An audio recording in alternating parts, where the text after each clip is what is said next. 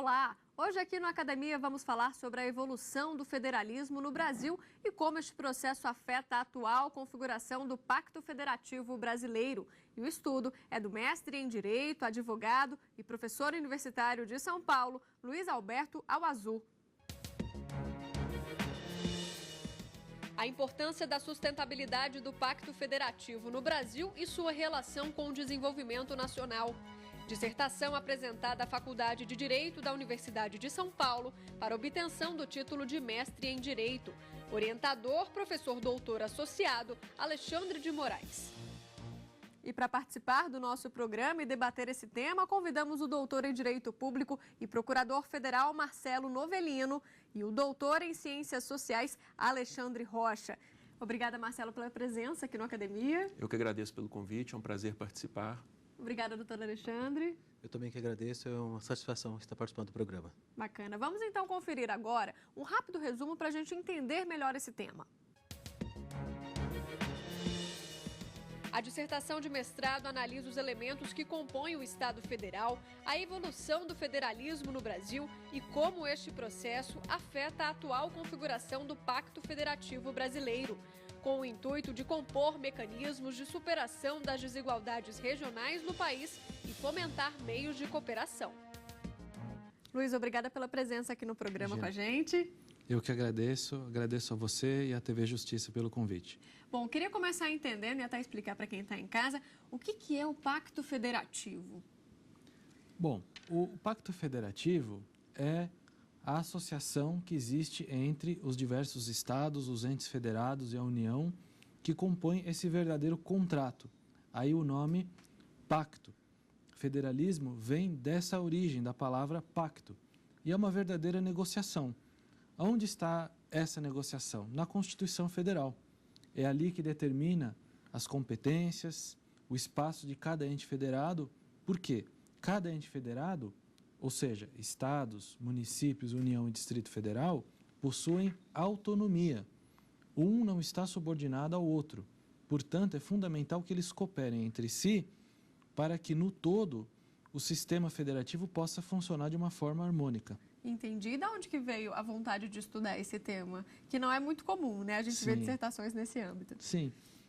O federalismo no Brasil, ele é bastante estudado há algum tempo. Porém, o enfoque do meu trabalho é exatamente a busca da sustentabilidade desse pacto federativo. Como que esses entes federados, especialmente estados e municípios, podem cooperar com a União. O interesse em estudar esse tema veio exatamente da associação entre o desenvolvimento nacional, estudando o desenvolvimento nacional do país e chegando à conclusão de que não é possível se alcançar uma estratégia nacional de desenvolvimento sem antes discutir a sustentabilidade da federação, o equilíbrio que deve existir entre esses entes federados que a gente acabou de falar. E hoje existe algum problema que impede essa perfeita harmonia? Olha, existem aspectos mais práticos, mais da realidade social, socioeconômica do país, do que aspectos jurídicos propriamente ditos. O que eu quero dizer é que a federação, nem todos os entes da federação são iguais. Há diferenças entre as regiões do país, desenvolvimento, umas são mais adiantadas, outras nem tanto, e cabe a nós, o objetivo do trabalho é esse, tentar, de alguma forma, buscar mecanismos de cooperação para que essas desigualdades possam ser gradativamente superadas. Perfeito. Agora eu queria saber um pouquinho da metodologia. Foi basicamente bibliografia? Basicamente bibliografia, sim. E jurisprudência, principalmente jurisprudência aqui do Supremo Tribunal Federal. E por falar em bibliografia, você indicou para a gente também 3 livros. Eu gostaria então de mostrar esses 3 livros para quem está em casa acompanhar um pouquinho melhor esse assunto. Desigualdades Regionais, Estado e Constituição, de Gilberto Bercovitch, editora Max Limonar. História Constitucional do Brasil, de Paulo Bonavides, editora Paz e Terra. Exploring Federalism, de Daniel Elazar, editora The University Alabama Press. E Luiz, de que forma que esses livros aqui contribuíram? Foram os 3 assim, que você mais usou? Sim. Dentre a vasta bibliografia que nós utilizamos, eu procurei pensar esses 3 livros. O livro do professor Bercovitch, ele é um livro que é oriundo de um trabalho acadêmico dele também na Faculdade de Direito, em que ele aborda especificamente as questões das desigualdades regionais. É um trabalho bastante extenso sobre esse tema e que foi fundamental na parte final do meu trabalho, na qual eu procuro analisar as relações entre desigualdades regionais e federalismo. O curso do professor Alexandre de Moraes, ele é um curso de Direito Constitucional, junto com a Constituição comentada que ele possui, e que tem uma ampla coleta de jurisprudência do Supremo, um estudo feito durante bastante tempo e que serviu de embasamento para diversos capítulos da obra. A referência do professor Daniel Elazar, ele é uma referência de doutrina estrangeira e como ele escreve a partir dos Estados Unidos, ele tem essa visão norte-americana do desenvolvimento que procura agregar a nossa doutrina nesses elementos de cooperação federativa, de compreensão melhor da essência do que é o federalismo. Afinal, o federalismo surgiu nos Estados Unidos da América, onde ele reside. Bacana. Bom, e antes do debate, então, vou pedir para o Luiz apresentar a dissertação. Fica à vontade. Ok. Bom, o trabalho aqui que nós estamos analisando no programa é uma dissertação de mestrado que busca, basicamente, analisar a relação que existe entre a federação brasileira atual, ou seja, como se estrutura o pacto federativo que nós acabamos de falar, conforme ele está na Constituição Federal hoje, e analisando alguns dispositivos da Constituição, principalmente o artigo 3º da Constituição, o artigo 170 da Ordem Econômica, que estão previstos lá expressamente que são objetivos fundamentais da República a superação das desigualdades regionais. Por um outro lado, o Brasil é um país muito grande, é um país muito diverso. Nós temos diversas desigualdades entre as regiões do país e o federalismo no Brasil, para bem dizer a verdade, ele ainda está em construção. Nós ainda estamos buscando uma forma ideal de federação. Embora a Constituição Federal de 88 tenha dado um passo adiante no avanço do federalismo, como, por exemplo, elevar o município ao status de ente federado, esse ajuste entre as regiões, entre os entes federados, ele não pode ser estático, ele tem que ser dinâmico, ou seja, nós temos que estimular a cooperação financeira, a cooperação técnica principalmente, e com isso buscar mecanismos jurídicos para superar essas desigualdades. Ao superarmos essas desigualdades, nós iremos alcançar um melhor desenvolvimento nacional. Em outras palavras, para fazer o Brasil crescer, é preciso haver investimentos que interliguem as regiões, que fortaleçam a capacidade dos municípios em implementar políticas públicas, por exemplo. Isso vai melhorar o nível de vida da população e, ao mesmo tempo, tornar a nossa federação um pouco mais sustentável. Haja vista que essas desigualdades tornam muitos entes federados dependentes de recursos que vêm provenientes dos cofres da União. Qual que é o maior obstáculo hoje? Hoje, há basicamente 2 obstáculos que eu poderia ressaltar dentre outros, né? Um é a falta de cultura cooperativa, ou seja, nós ainda não temos uma cultura de cooperação, de construção de mecanismos de negociação, como existe na Espanha, por exemplo. E talvez o outro grande obstáculo é a centralização de arrecadação de muitos tributos, de muitos recursos na União, que depois são repassados para os entes federados, e uma excessiva concentração de competências na União, que acaba por algumas vezes, por exemplo, dificultando a execução de políticas por parte dos estados e municípios, porque muitas vezes essas competências acabam sendo absorvidas pela União, mas a execução dos programas são feitos principalmente pelos estados e municípios. E aí falta, às vezes, a esses entes federados capacidade e recursos, muitas vezes, para poder implementar essas políticas. Perfeito. Professor, te peço um minutinho, então. A gente vai agora fazer um rápido intervalo. No próximo bloco, eu volto para debater essa dissertação aqui no Academia.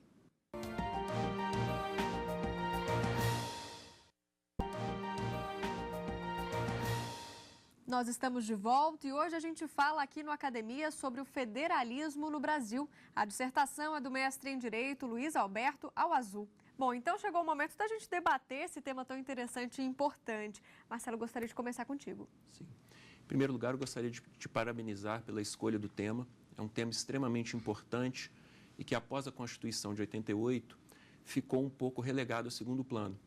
Nós passamos a ter um foco maior no estudo dos direitos fundamentais e do papel do Poder Judiciário, e o federalismo, que foi um tema muito estudado antes da Constituição de 88, acabou ficando um pouco de lado.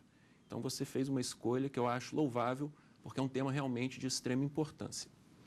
O aspecto que eu gostaria de perguntar é o seguinte: você propõe, na sua dissertação, que seria necessária a alteração de algumas competências em virtude da centralização excessiva que a União possui.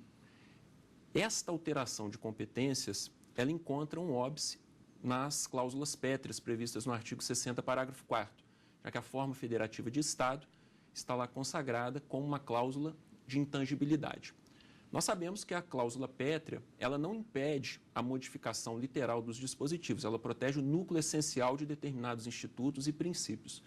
O que eu gostaria que você comentasse é até que ponto nós podemos alterar essas competências federativas sem que isso implique em uma violação da forma federativa de Estado como cláusula pétrea.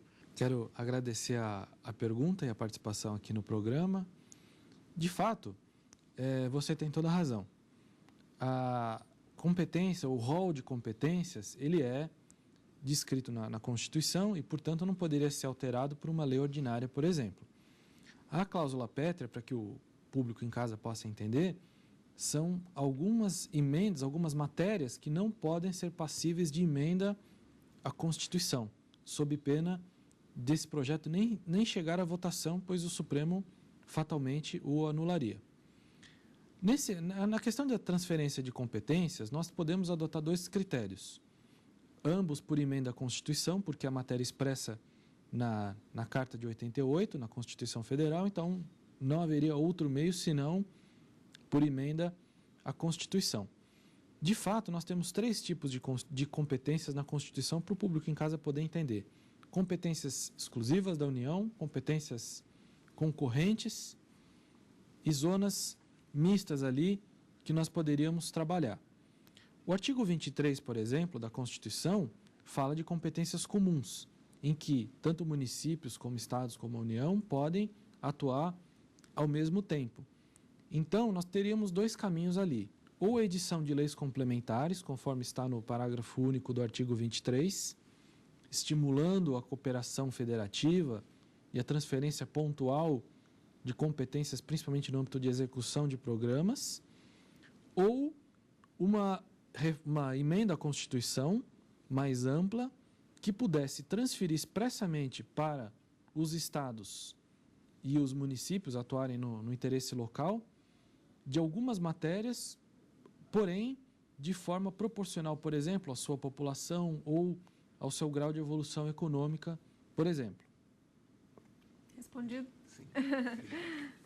Doutor Alexandre, por gentileza. Bem, parabéns pelo trabalho. De fato, o tema é muito importante, ainda mais relacionando essa questão do federalismo com o desenvolvimento. Se a gente for observar anterior à Constituição de 88, tinha muito essa preocupação de a União ser aquela promotora do desenvolvimento.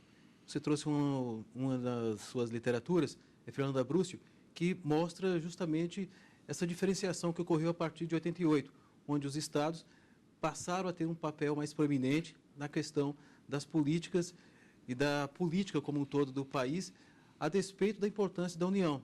E isso gerou um desequilíbrio muito forte. Ocorreu no aspecto de uma descentralização, mas isso sem contar que a União mantinha o controle. E nós temos que partir do princípio que o Pacto Federativo ele é uma estrutura política. Uma estrutura que é elaborada de forma política e passa por um processo normativo e, de uma vez tendo essa estrutura normativa, condiciona a política novamente.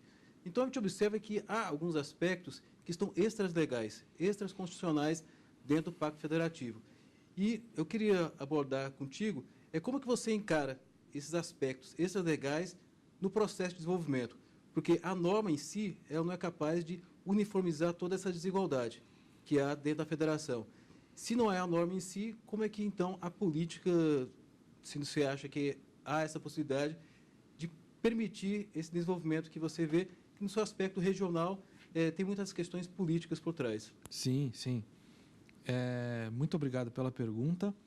Em nosso trabalho, nós fizemos uma longa análise da história da evolução do federalismo e fizemos uma análise do Instituto do Desenvolvimento em si e da cooperação entre os entes federados.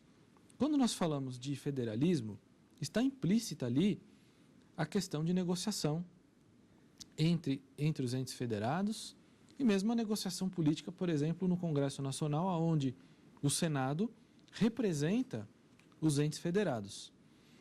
A Constituição, quando nós analisamos de um ponto de vista jurídico, ela parece estática, ela parece inerte, ela parece imutável, pairando num plano abstrato. Muito pelo contrário. O direito constitucional, a Constituição Federal, é um documento vivo. Ele representa o pacto, o acerto que foi feito dentro da média da sociedade num determinado momento. É uma fotografia da realidade do país. Tanto é que a nossa Constituição, melhor dizendo, já sofreu mais de 90 emendas. Isso significa o quê?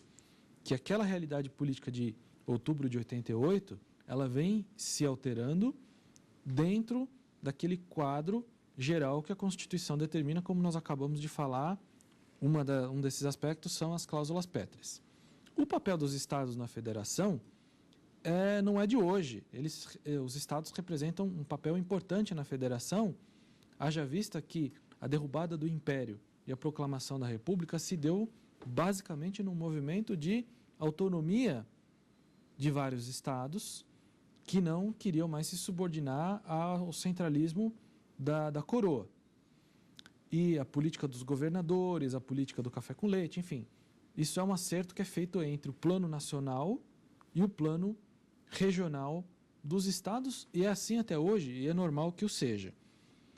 Quando nós falamos em aspectos políticos do desenvolvimento nacional e do desenvolvimento regional, é criar fóruns, mecanismos de cooperação, como existem em outros países, porque hoje a cooperação federativa ela se dá por meio de convênios, ela se dá por edição de leis complementares, mas na prática ela pode ser mais dinâmica, ela pode ser transparente, aberta e feita em fóruns institucionais e não apenas numa questão de toma lá da cá pontual. Nós temos que pensar a federação de um modo mais institucional, que a cooperação ela se torna uma cooperação constante, uma tradição dentro da federação e não uma necessidade pontual de um Estado que quer obter um determinado recurso, por exemplo, vem até Brasília, pede, e o governo federal pede alguma coisa em troca, por exemplo.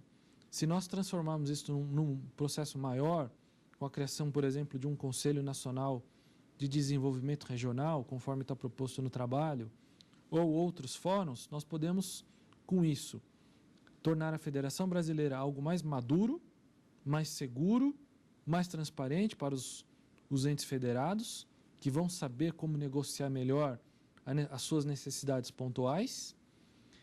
E também vamos desafogar um pouco o Supremo, porque hoje, juridicamente, é o único ente, o único fórum judicial competente para arbitrar a questão entre os entes federados, principalmente estados e União. A AGU é um exemplo de Câmara de Conciliação, que criou uma Câmara de Conciliação e que busca atuar. Essa é uma iniciativa, por exemplo, que pode ser expandida. A respeito da descentralização de competências e de recursos, há quase um consenso por parte dos doutrinadores de que há realmente uma centralização excessiva na União, tanto de competências quanto de recursos, de receitas tributárias. Tanto que os governadores muitas vezes se veem submetidos ao governo federal, tem que vir a Brasília com o pires na mão para poderem conseguir verbas para fazer determinados programas. Não há dúvidas de que há uma certa necessidade dessa descentralização. Mas, em contrapartida, há algo que me preocupa, que é a questão da fiscalização da utilização desses recursos. Nós sabemos que no âmbito federal, essa fiscalização é muito mais eficiente. Nós temos órgãos que funcionam bem, né, como, por exemplo, o Tribunal de Contas, o Ministério Público, a própria imprensa ao cobrir determinadas questões, ela dá maior visibilidade à utilização desses recursos, além da questão da eficiência técnica também na implementação desses programas. Eu gostaria de saber como que você vê essa questão de conciliar a necessidade de descentralização, já que os entes locais eles têm maior conhecimento das suas necessidades, com a minimização do gasto indevido desses recursos, da utilização indevida, já que a fiscalização no âmbito local a gente sabe que não é tão eficiente quanto no âmbito federal. Essa centralização de recursos acaba levando a um aspecto dúbio, a um aspecto controvertido, ou seja, a União arrecada o recurso, mas quem executa são os municípios. Isso acontece na área da saúde, programas de assistência social, na educação básica, por exemplo. É o município que contrata o professor, é o município que faz o cadastro, é o município que executa. A questão do desvio, ela vem de um caráter de probidade, ou seja, o recurso público, se ele vai ser desviado, tanto importa se ele é local, nacional ou estadual, a necessidade de controle e transparência das políticas públicas, ela perpassa toda a federação.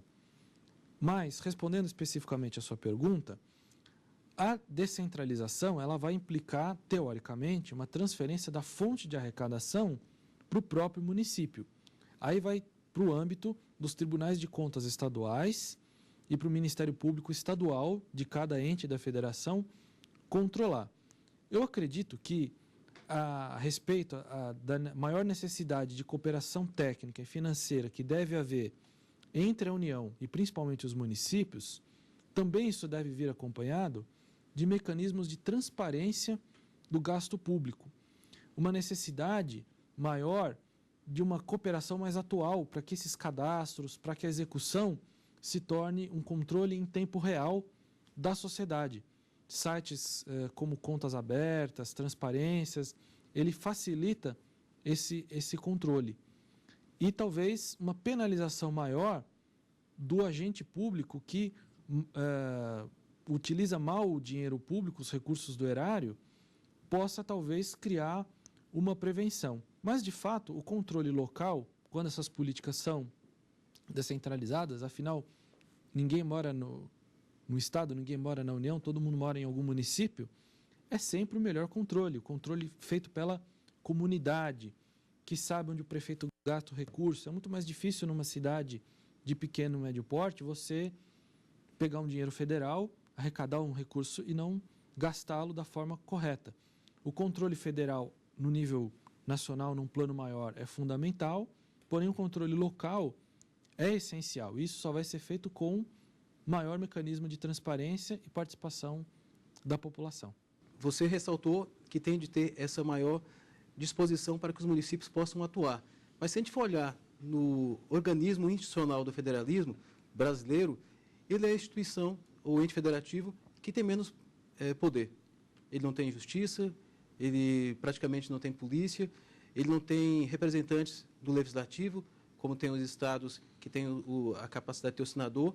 Então, é muito assimétrico a relação do município para com o Estado e com a União.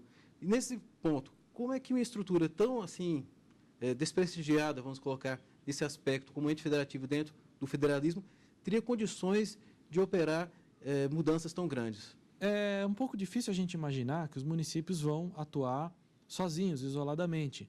Na verdade, nos últimos anos vem havendo um movimento de estimular uma maior cooperação entre os municípios, por exemplo, pela formação de consórcios públicos, para execução de serviços públicos em conjunto, como, por exemplo, a coleta de lixo. É muito difícil você imaginar que o município vai resolver sozinho a coleta de lixo. Então, tentando responder a sua pergunta, os municípios no Brasil, de um modo geral, especialmente as pequenas prefeituras, elas não têm capacidade técnica, muitas vezes, ou arrecadação própria para poder executar as políticas públicas. Então, dentro dos limites do que estabelece a Constituição Federal para a atuação dos municípios, o ideal é que esses municípios dependam cada vez menos, por exemplo, do Fundo de Participação dos Municípios e passem a ter recursos próprios. Isso, dentro de uma estratégia de desenvolvimento, passa-se a redução das assimetrias, ou seja, nós vamos gerar capacidade de riqueza dentro dos próprios municípios e das regiões, de um modo geral, para que eles possam, com recursos próprios, depender menos dos recursos federais e estaduais. Mas talvez o que esteja faltando efetivamente são fóruns de cooperação e negociação para que os prefeitos possam levar as suas demandas, seja ao governo estadual ou seja ao plano federal direto, mas sem ter que ficar tanto amarrado a uma questão política de um governo estadual, por exemplo. Professor, infelizmente nosso tempo chegou ao fim. Agradeço a sua presença aqui no Academia. Imagina, eu que agradeço. Obrigada aos nossos debatedores pela presença e pelo rico debate. Obrigado pelo convite. Muito obrigado. E aqui a gente abre espaço para você apresentar a sua tese ou dissertação. Tem interesse? Só mandar um e-mail para a gente, academia@stf.jus.br. Para rever o nosso programa, basta acessar o endereço que você vê na tela, tvjustiça.jus.br. Obrigada pela companhia e até o próximo programa.